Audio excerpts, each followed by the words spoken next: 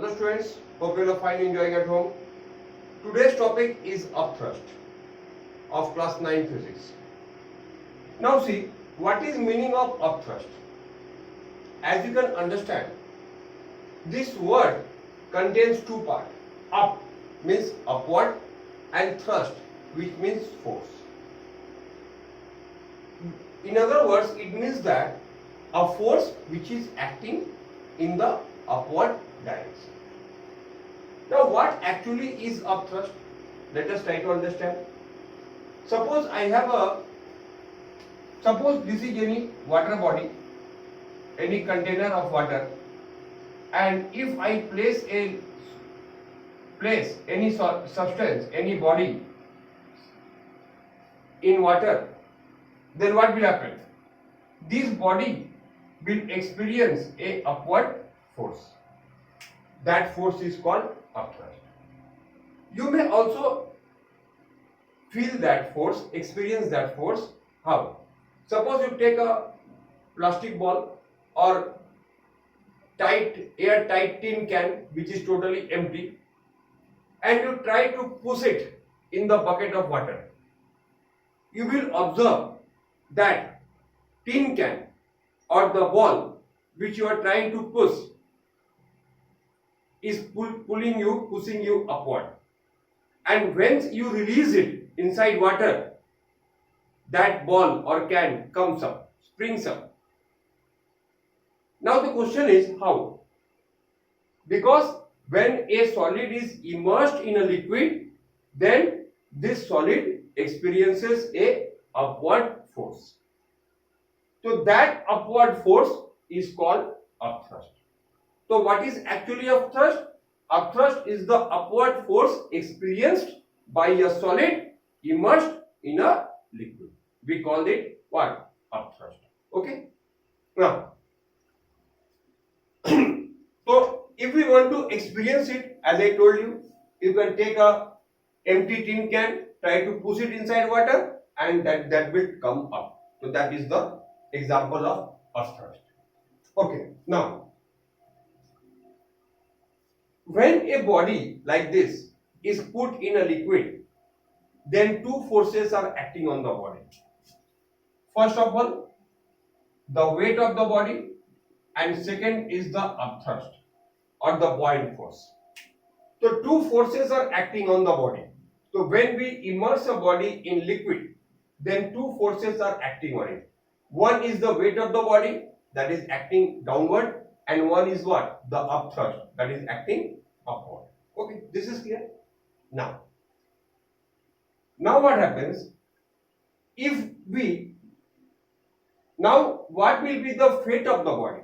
The body will sink or float or whatever, that depends upon their values. How? Suppose if upthrust is greater than the weight, then what will happen? Then the body will float. Okay? If upthrust, अगर upthrust weight से ज्यादा होगा तो क्या होगा? तो body float करेगा, क्योंकि upward force ज्यादा है, downward force कम है, the body will float. Okay. If upthrust is less than the weight, अगर weight ज्यादा है, upthrust कम है, जैसे कोई हम लोग एक पत्थर या कोई लोहे के टुकड़े को पानी में डाल देते हैं तो डूब जाता है. क्यों? क्योंकि उसका जो weight है वो upthrust से ज्यादा है. ये upthrust is less than weight. Then what will happen? Then the body will क्या होगा? Then the body will sink. तो ये यहाँ पे दो ऑप्शन है, और अगर एक और ऑप्शन है क्या? If upthrust is exactly equal to the weight, तब क्या होगा? Then the body will float. कैसे? Then the body will float and total part of the body will be inside the liquid. अगर ये केस होता है, then the body will float, but the total body will be inside the liquid. This is the case when force is upthrust is greater than equal to the weight of the body. तो यहाँ पे ये तीन case हम लोग को मिल गया. Okay, तो ये जो अपथ्रस्ट है Now we'll see on what factors upthrust depends. Upthrust का actually formula क्या है? Suppose upthrust depends upon three factors. Okay, characteristic properties of upthrust. First of all, upthrust depends upon the volume of the submerged solid. Okay, मतलब solid का कितना part पानी के अंदर है उसके वॉल्यूम के ऊपर डिपेंड करता है, उसके वॉल्यूम पे अपथ्रस्ट डिपेंड करता है. ओके, तो upthrust depends upon volume of the submerged part of the solid. If the volume of the submerged part is more, then upthrust will be more. If the volume of submerged part is less, then the upthrust will be less. Let me give an example. We know that a iron nail sinks, but a iron ship floats. How is that? Such a big, huge ship of iron float. Yes, because the body is made hollow. The body is made hollow. The body of the ship is made hollow. So that what will happen? Whenever the total volume will be more, the volume will be more, upthrust will be more. So it can balance the weight. What is the advantage of having more upthrust? As I told you, if upthrust will be more, then the body will float. Okay. So if upthrust is more, it will balance the weight and the body will float. So this is the advantage of having more upthrust. Second characteristic is what? Volume upthrust depends upon the density of liquid. Upthrust depends upon density of liquid. If density of liquid is more, then upthrust will be more. If density of liquid is less, then upthrust will be less. Okay, suppose, let me give an example. Whenever a ship floats in seawater, it is less submerged, and whenever that ship comes in river water, it gets more submerged. Why it is so?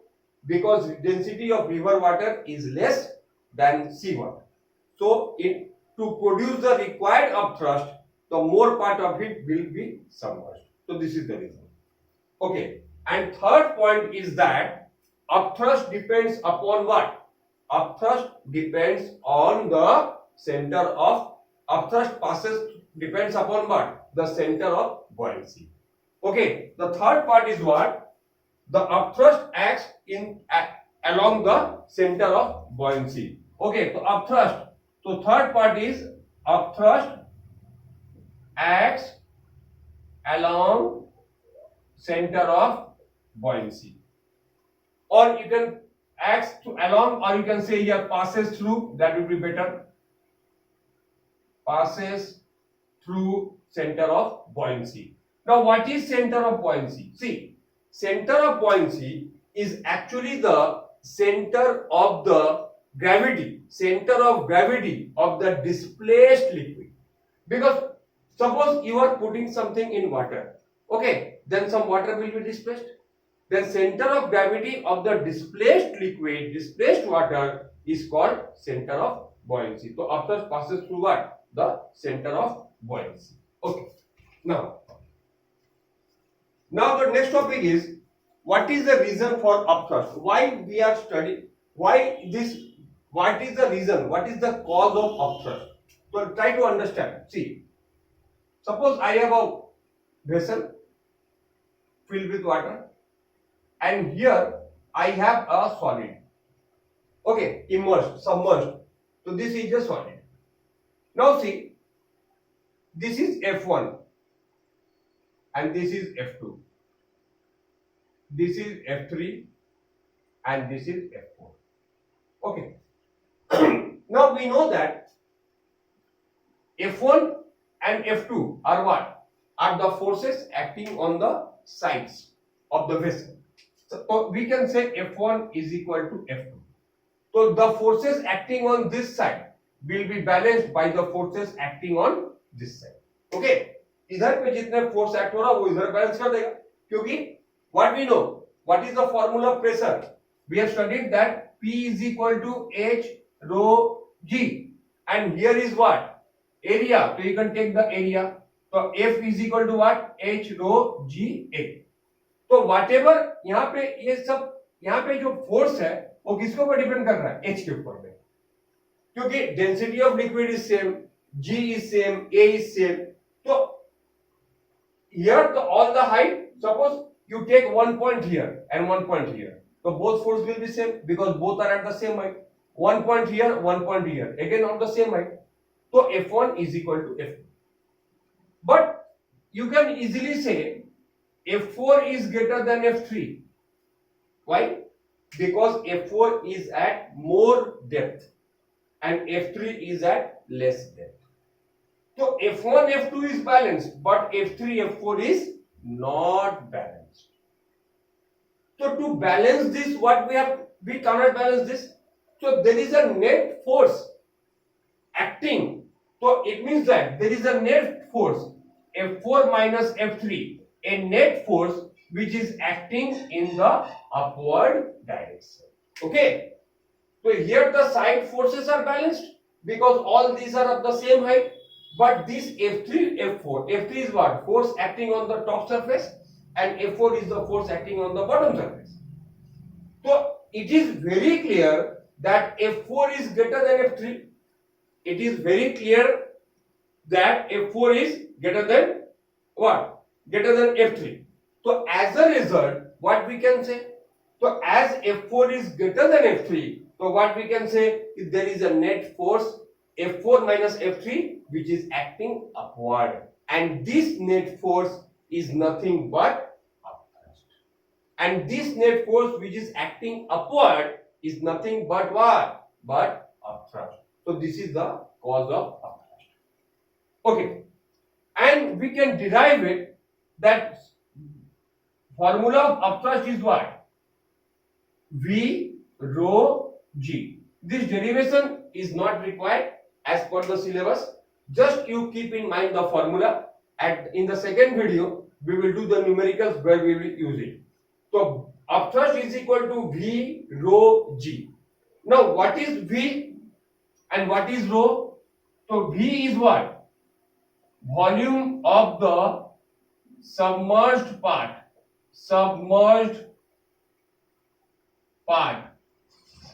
of solid. Now suppose if the whole solid is in water, then volume will be the whole volume. But if only a part of the solid is in water, then volume will be that part only. Okay?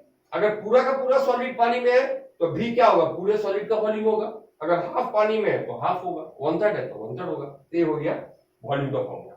Okay, अब आते हैं rho. What is rho? Density of liquid. Rho क्या है?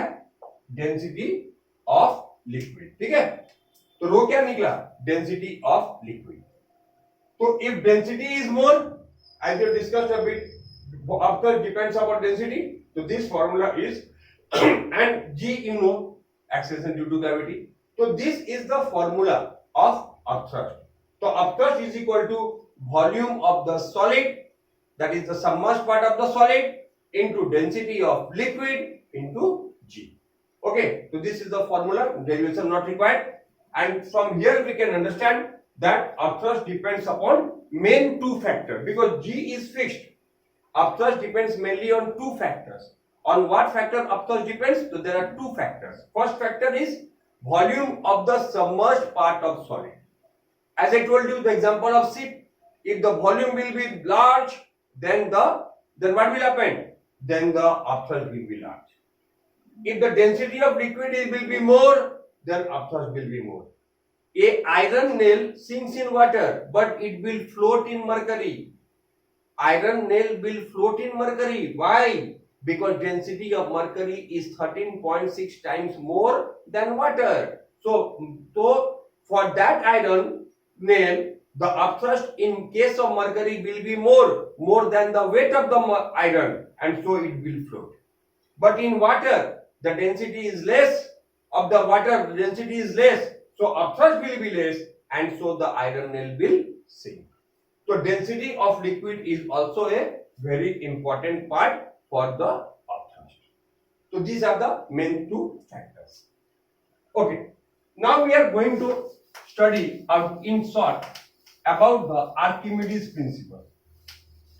Archimedes, you know, a very famous scientist.